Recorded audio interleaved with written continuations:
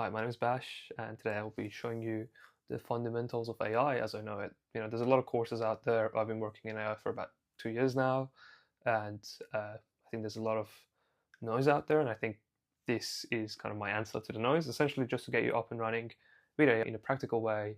We're not talking hype, we're not talking, $3,000 a month expense in API calls. We're talking basic, pragmatic AI work that you can do today to get the most out of it.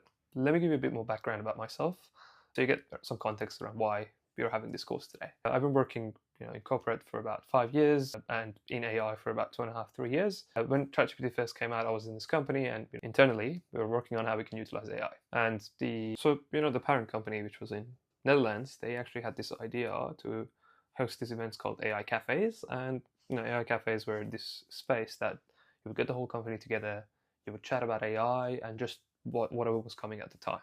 This is 2 years ago we were talking, and the idea really resonated with us here in Australia. So we were like, you know what, let's do it our own version. And we started this AI cafes in the business, and we would run training sessions, essentially just give the people fundamentals of what is this AI thing that everyone's talking about, what is ChatGPT, what's going on here, and then slowly kind of this formed into a discussion as a company around AI and around how we feel about it. And I learned a lot throughout this process, and this in a way is the continuation of that for me. I really liked kind of expressing my feelings about AI and overall just teaching people about what it is and what it does. This is not another video about, hey, use this tool and use that tool.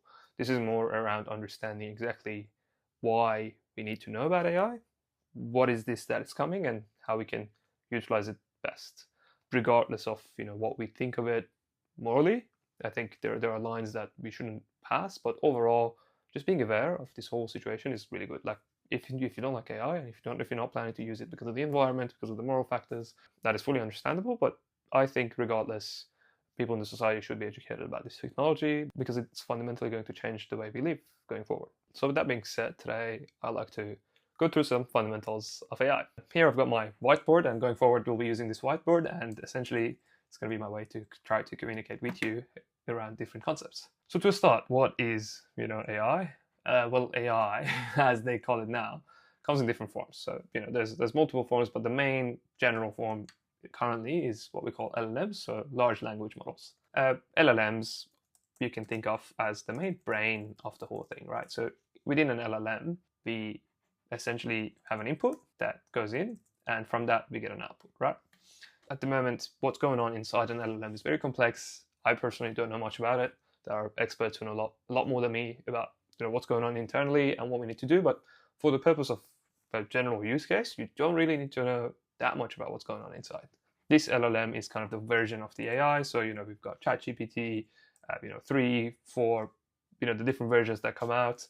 Opus, Sonnet. These are all different LLMs in different versions. So each time you're using a tool, depending of the time, that tool might be using a different LLM. So AI tools constantly change because of that. I'll give a good example of that is actually Copilot. So Microsoft brought Copilot, and initially Copilot was connected to ChatGPT, and now it's connected to Claude. So you can see the difference of the type of output it produces. But then this constantly changes. So that's kind of the sort of the noise that's happening in terms of how fast the technology is improving. But you got to know that this LLM gets an input and gives you an output. Now, after LLMs, now that you know the basics, we have the UI, right? So UI stands for user interface. So when you use ChatGPT, essentially you log into ChatGPT and you type a message. That message goes from the UI to the LLM, and then back from the LLM to the UI. So you are interacting with the user interface of that LLM. This is quite important because you'll see LLMs in different places, and it is important to be able to distinguish how this LLM is being used. I'll give you some examples. For instance, a very cool app that I use is called Granola. Granola is a note-taking app, and it takes notes while you're in the meeting, and then you can chat to it while you're in the meeting. So you can ask it to give you a follow-up question, or if you miss something or something happened that you got distracted, you can just say, hey, I missed the past 5 minutes, what's going on? And it can quickly update you. With that, Granola, it transcribes, maybe I'll add another card here, but essentially transcribes. So transcript of the note of the meeting goes to an LLM, and then through that LLM we'll be able to chat with the transcript. at the same time, we are also able to view that transcript on our user interface, right? So different apps utilize LLMs in multiple ways. And having this context will make you able to decide how to use that. Where we feed the cats. Okay, so the cats have been fed, and I'm back for the next stage. So now that we know what LLMs are, we want to understand what different LLMs are at the moment, and then at the time, which LLM to use for what, right? So I'll give you an example. We have ChatGPT, right? ChatGPT has GPT, right? So GPT are the names of ChatGPT models. At the moment, I'm not sure even what model we're up to, but let's just say GPT-5, GPT-6, whatever the number is, doesn't matter. It's constantly changing, and you don't need to really keep track of this all the time.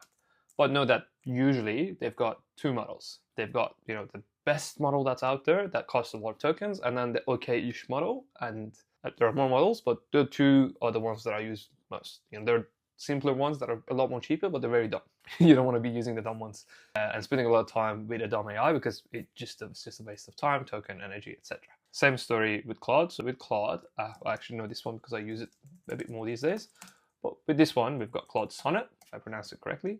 And then we have Claude Opus. Opus is the more powerful one. Sonnet is the simpler one. When you open a Claude account, I think by default, you are encouraged to use Opus, because Opus produces better outputs, it costs more tokens, so you're more likely to upgrade your Claude subscription, and overall, you'll get a better experience. However, for most day-to-day tasks, those rewriting of emails, Sonnet does the job really, really great. So you don't really need to use Opus all the time. And with this understanding, you're able to utilize AI in a lot more effective way, right? So if you've got a $30 Claude subscription, you don't have much budget, and it's constantly running out, I think you're not switching your model enough. They're adding auto models as well, but just manually, I reckon, is just the best option. So you're in control, and that actually helps you as well. So let's give you an example, right? If I am planning an event, right, I need to have an overarching plan of the event and what I need to do.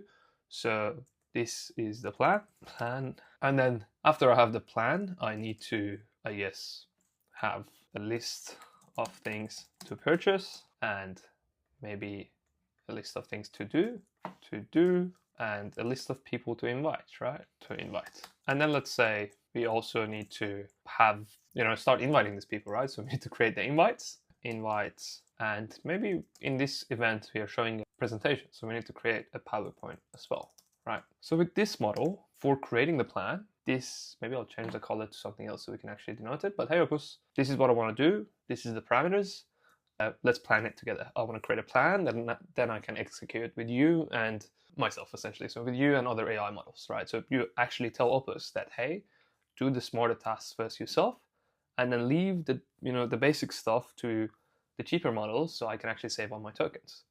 So we create the plan on Opus. We'll mark that red. And then once we have that plan, we go and create the list of things to purchase, the list of things to do, the list of people to invite, and the invites in Sonnet, because it's quite simple. But then for the PowerPoint, I would personally break that down into, again, two subtasks, right? So if you're making a PowerPoint, you want the overall, I guess, agenda and plan, and then the actual content, right? And similar situation here. Overall agenda goes to Sonnet because it's a smarter model. It can help you tell your story in a more comprehensive way. So the agenda and the plan, I would actually use Opus for, because Opus is the smarter model, and it will help you tell a better story around whatever the agenda is for your event. And then for the actual content and the creation of the content, I would use Sonnet because it's simple. Creating the content costs a lot of tokens, and the agenda and plan would give so much detail already that Sonnet doesn't need to do much thinking to create that content. I want to quickly give a random tip here as well. When you're creating content using AI, it's important to know the format. So I would always, if I'm creating a presentation, I would always create it in HTML first and then export it to PowerPoint. That way it looks a bit less Claude generated and more like a unique presentation that I've made. I might just pause here. In the next video, we're going to come back to skills, what they are and how they're used, and then maybe we can do some live demos together to properly understand these concepts that I talked about so far.